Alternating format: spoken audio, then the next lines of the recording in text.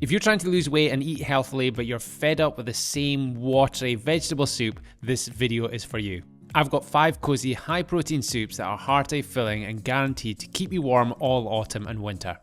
We're kicking things off with the most popular soup recipe I've ever posted. This one's had over 250,000 views and it's just for a standard red lentil soup. It is so easy and really delicious and probably one of the soups I make more often than any others. So for veggies, we're using the sort of standard soup or stew base of celery, carrot and onion. We're just going to chop that up. I don't usually blend this soup, so I chop them quite small. If you're going to blend it, then you can keep these larger, but chop them all up, and then we're going to heat our soup pan with some olive oil in it and just gently fry them for about 5 minutes or so until they soften. You're then going to add in your red lentils. You don't need to soak these, you just need to rinse them before you cook them. So just rinse them and add them, that's 230 grams uncooked weight, along with tomato puree for a little bit of colouring and a tiny bit of tartness, vegetable or chicken stock. Obviously, if you want to keep this plant-based, use vegetable stock. Personally, I prefer using chicken because I think it's got more flavour. If you love a good plate of soup, make sure to hit the like button and subscribe for more high protein recipes. Season with black pepper. We're not going to add salt at this stage, we can just add it at the end because remember, if you add it you can't take it out, so we'll test it at the end and see if it needs salt. Pop the lid on it, reduce the heat down to a low simmer and give that about 45 minutes with the lid on until your lentils have pretty much broken down completely and look something like this. Plate that one up, give it some more salt and pepper if it needs it, garnish with something green, I'm using a little bit of parsley, and get stuck in. Right, on to soup number 2. This is also a lentil soup. This is the second most popular soup recipe I've posted. This is a Greek lentil, coming in at 276 calories per portion. It is a little taste of the Mediterranean. Just like the last one, we're going to start with the same base, celery, onion and carrot. Some people say, oh, can I leave celery out? I don't like it. You cannot taste celery. The celery isn't really in this recipe for the flavour, it's mainly there for texture. So I would encourage you to include it, even if you think you don't particularly like it. Anyway, get your soup pan on the go, olive oil, and again, fry them for about 5 minutes. Now, the difference between this and the last one, we're adding in different flavors. So we're putting in some pureed garlic, 15 grams or about a tablespoon, and we're going to fry that for 30 seconds. This one I definitely think needs chicken stock just to give it that really lovely flavor. Some dried oregano along with some dried thyme, or fresh if you have it at that time of year.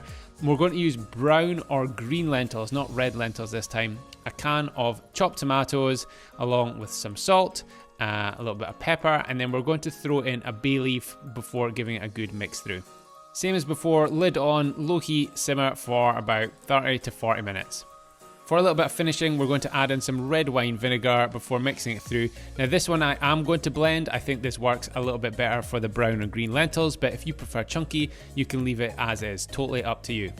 I absolutely love holiday soups like this. It just takes me back to the Greek islands, especially when we're in the depths of winter in Aberdeenshire. This takes a little bit of sunshine onto my plate. Now I usually double up the quantities, so I've got plenty of it in the freezer and I can just get stuck in for the whole week of having delicious lunches. Next up is my absolute favourite soup recipe of all time. It's sweet potato and chorizo, and it's one of my followers' absolute favourite soups as well. I would be very surprised if you made it and you didn't think it was in your top 5.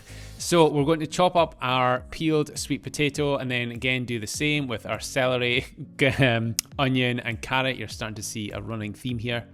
But then for the big flavour bomb, we're adding in 200 grams of chorizo. We're just going to roughly chop this because this soup does need blended. So we're going to fry the veggies and chorizo in a large pan. You don't need any oil on this. Start it on a low heat and gradually build it up, and there'll be enough oil that comes out the chorizo so you don't actually need to use any oil. Pop in some garlic, give that a further 30 seconds to a minute, and then we're going to tip all of that into our slow cooker. If you don't have a slow cooker, absolutely fine. You can just do this in a soup pan, but I really enjoy doing my soups in the slow cooker because I can just leave it and forget it. I don't need to stay over the stove constantly stirring it. So we're adding in all the other ingredients you've just seen on the screen. We're going to mix it through, pop the lid on it and give that about 3 hours on high. Then, like I said, this one really does need blitz, so you don't have huge bits of chorizo. Blitz it until it's nice and smooth, absolutely delicious, and honestly, I think this will be one of your favorites. If it is not one of your favorites, then please do leave me a comment below and let me know what is, because I would love to try it. Next up, we're doing a roast tomato, and for extra protein, we're adding in chicken to it as well. So roast tomato and chicken soup, absolutely ridiculously tasty and really easy to make. So for veggies, we're going to chop up a red pepper. You could use green or yellow or just whatever you've got in the fridge, but I think red pepper works particularly well with this. Roughly chop an onion. Again, we're going to be blending these veggies, so you don't need to be too precious about it. Chop up your carrot. I've not peeled that because it's just from the garden, so I've just given it a wash and we're going straight in with it. And then once you've done that, we're just going to add all of those veggies onto a baking tray or sheet pan if you're across the pond. To that, we're going to add baby or plum tomatoes. If you're using the full size bad boys, give them a wee chop first, probably quarter them just so they're easier to roast, but the smaller ones that hold their shape are going to be better to roast. Add some olive oil, balsamic vinegar, salt, a little bit of black pepper. Again, you can add more if you want a bit more heat. And then we're just going to lay our chicken breasts on top of that. Now, another option could be to use up leftover roast chicken. So if you were doing that, you don't obviously need to add the chicken to the pan if it's already cooked. But if you are doing it like I'm doing, pop the chicken on the veggies, stick it all in the oven until the chicken's cooked through, and then remove the chicken from that pan. Get your chicken stock onto the hob and add those veggies in. Keep the garlic aside because what we're going to do is just squeeze it out so we don't have the peel in there. Give it a good simmer and then blitz it again until it's nice and smooth. We're going to plate this one up and then we're just going to add on some of that shredded chicken on top.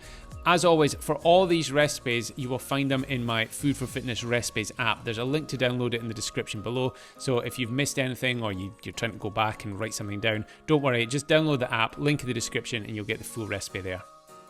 Last but not least, we're going to do a traditional Scottish lentil soup. So the key ingredient to this is your ham hock. We're going to pop that on a low simmer for about 3 hours. That's going to give us the stock and the ham to just really boost the protein.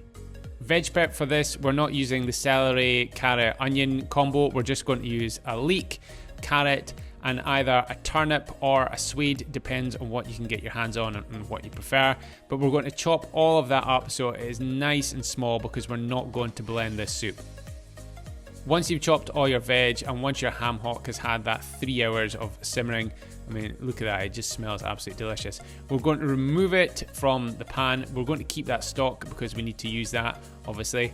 And we're only going to use like 1 and a bit litres of it, so you won't need it all. You can put the rest in the freezer and use it for another time. We're adding the veggies straight into it. You don't need to fry them beforehand. We're just bunging them straight into that delicious fresh ham stock, along with our red lentils. As before, all you need to do is just rinse them. You don't need to soak these bad boys overnight.